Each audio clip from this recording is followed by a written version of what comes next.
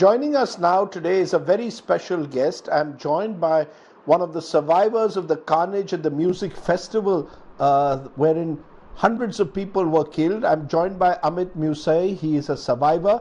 Amit, thank you very much for joining us. First of all, words fail me to express our condolences, our deep sorrow. I'm sure you lost friends, but tell us exactly what happened on that fateful day when this music festival where you were at, Amit, was targeted. Thank you very much for having me, Rajdeep. We've attended a massive festival with 3,500 guests. Not all of them were Israelis, they were guests from all over the world to celebrate life, music, and peace and love. That is the goal of this music festival. The festival took place very close to the Gaza Strip. There was no fear among the partygoers. As we've just enjoyed the music, we've enjoyed everything that was there. All the atmosphere was really superb, and the place was highly secured as well.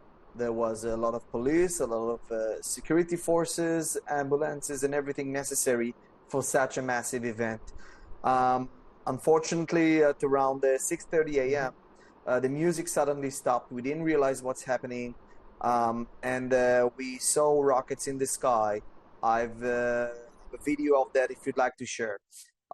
Once that we saw the rockets, we've done whatever we are trained to do here in Israel. So a rocket situation from Gaza, unfortunately, is quite common.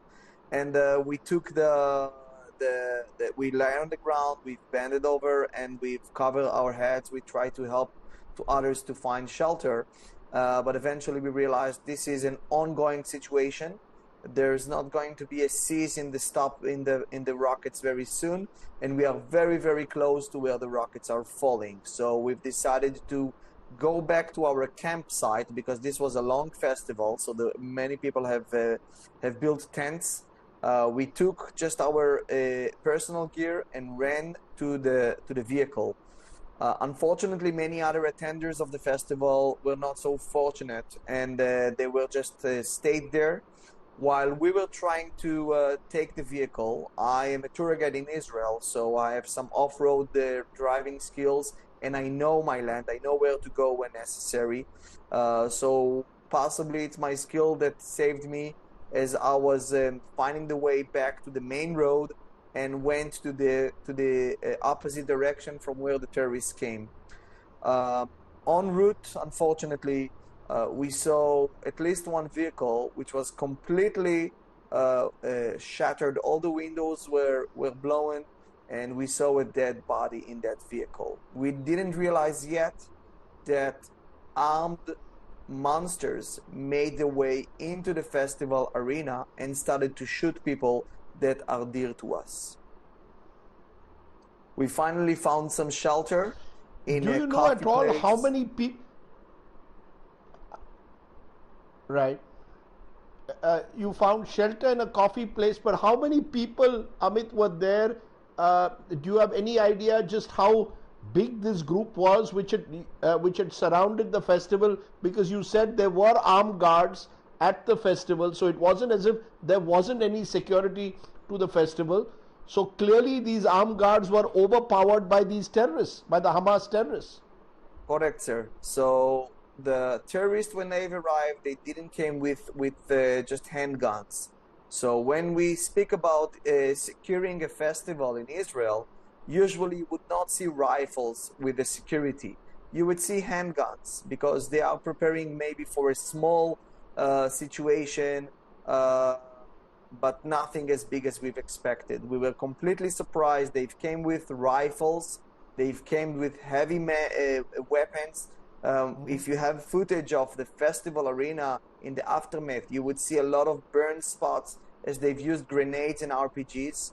Unfortunately, dear friends of mine, 3 of them, had met the terrorists somewhere en route. They were still on their way to the festival as they decided to show up a bit later than when I did. We found their vehicle only, but we Mhm. lost track of them. We don't know what happened to them. We have a very, very deep fear for their life, and we don't know what happened to them, as we found their car completely destroyed by bullet holes, and also there is an RPG missile that is just next to their car. Possibly it was shot on their car, but never managed to explode. So our friends are Adir and Shiraz Tamam. They are Uh, parents to two daughters in the ages of my own daughters. This couple are my best friends, and they are the second parents of my daughters. They are basically my family that now gone missing. They have another friend that was with them in the car. Her name is Celine. She's a mother to a 6 years old baby, and now this baby has nowhere to get resources as he is breastfeeded. so most of the people at this festival, Amit, were they young people, or were they across all ages at the festival when it was targeted by the terrorists? I would say that the average age of the party attenders would be 20 to 25. I am 40, but this is my music genre. Besides the security guards, a lot of the operators of the festival would be people in their 40s, some of them in their 50s. So I would say that the range of ages would be in this younger generation between the 20 and 40 years old people. Have you Now, come to terms, you and your friends come to terms with what happened? You go to a musical festival to celebrate, and instead it becomes many of you become victims of a terror attack. Uh, we saw that in Mumbai in 26/11, where those who were sitting in restaurants were targeted. One moment you're sitting very happily chatting with friends, next moment you see blood spattered around you. Have you been able to at all come to terms with the horrendous nature of what happened that day? I think in the recent days I'm starting to realize what terror I've managed to escape from. It was a massacre over there. It was a massacre. And those people of Hamas, and it's the entire people of the Gaza Strip, I consider all of them Hamas because they support Hamas. Hamas is their ruling entity. You should imagine them like ISIS. You gave a good example on the bomb attacks and the terror attacks on Mumbai. Um, but this was terrible. They were not there to take hostages. They were there to kill, and they've butchered bodies of people. They've beheaded bodies of people. They have no shame because they are not human beings. To comprehend what I've experienced is a very hard process. Probably will take me my entire life. I would be processing what I've experienced. I never been to such a situation, although I live in Israel and I know there are a lot of reports about happenings in Israel, but we haven't seen anything in the scale of this event before. This is something that never happened in Israel before. My hopes it would never happen in Israel again, because my faith is that we are strong. I know that India and the rest of the world is standing up with us, and we will destroy the terrorists in Gaza, which are supported by terrorists in Iran. We need peace to this Middle East. We cannot bear anymore those events. I cannot afford losing more friends. I'm already now in the situation with two young girls that my family, will have to take care for because they don't have their parents with them. We don't know what happened to their parents. Usually I'm very optimistic, but unfortunately, after seeing all the videos, I'm starting to lose hope. Well, how will you respond to Palestinians who will say, we've also suffered over the years, a lot of Palestinian civilians have lost their lives in Israeli action? What will you say to them? Even now as we speak, Gaza has been bombed, and the fear is many civilians are being killed there as well. What would you tell those who believe that they too have been victims of violence on the other side of the border? As we live in a modern world that is mostly led by democracies, The Palestinians had many, many years, decades, to build something in their territory. The Gaza Strip could thrive. They could have a beautiful life over there. But none of them was making any effort to build something. Look at Israel. We are a beautiful nation. We are leading the world high-tech industry. We are leading the world in so many other areas. Show me one thing that Gaza had done for this world, for the benefit of this world. Nothing besides of destruction. Look at what they teach in the schools which are being funded by the UN. But the people in Gaza, Amit, say that they live in an... Yeah, Amit, the people in Gaza say they live in an open prison. I believe all forms of violence that involves non-combatants should be condemned. The people of Gaza also have their own grievances, their own anxieties. Do you feel it's possible today for Israelis and Palestinians to live in peace and harmony after what you and others have gone through in the last few days? Is that possible? In the 40 years that I live, I was always a person of peace and love. I was always hugging other people. And I'm not against Islamic people. I'm not against Arabs. I have many Arab friends. I'm a tour guide. I'm collaborating with the Arab community here in Israel. But the people in Gaza identify as terrorists.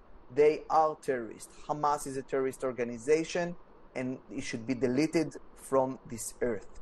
There is no way for me to reach out for them anymore. I'm not willing to, because those people are growing up their kids to become terrorists. Who do you think were the terrorists that went into Israel? They grow up most likely in innocent families, but they chose this way of life. And since they are not taking down the Hamas regime as their leading entity, they are responsible to everything that happens to them today. My final question, who do you blame? Do you just blame Hamas? Do you also feel anger and betrayed by the Netanyahu government, the fact that there was a massive security intelligence failure? Are you someone today who feels betrayed both by your own government and angry with what Hamas did? I have nothing to say about the Netanyahu government currently, as we are basically broken to pieces here. We are trying to build again and to form a strong power against the Hamas. I would not blame Netanyahu. I'm not a fan of Netanyahu, that I must say, but the ones to be blamed are Hamas and their founders, which is Iran. You've just reported about the other front, Hezbollah in the north. There is not much different from the funding of Hezbollah and the funding of Hamas. Although one is Sunnite, the other is Shiite, they are both receiving their funding from Iran, which is scheming against Israel. They are scheming against the Jews, and it's an anti-Semitism that we see happening again. We always say never again here in Israel. Right. Will you ever again, Amit, go to a music festival, or has this scarred you for life? It's hard to answer this question right now. I must tell you that the genre of the music that was played over there is inspired a lot by Indian music. It's a music genre that actually started in Goa in India, a place that I really love to visit, and I've been there many times, also with my music friends. I believe that music can encourage us, so I don't think it's my home state. Stop attending festivals. Well, Goa is my home state, I can tell you, Amit. And on behalf of Goans, of Indians, my sympathies, thoughts and prayers. I know that people have gone through unimaginable losses and grief in the last few days. You've come on our channel and spoken about all that you've gone through. I appreciate you joining me. Thank you so much, Amit, and more strength to you. And I hope and pray that peace returns on both sides of the border sooner rather than later. Thank you very much. Dandevat.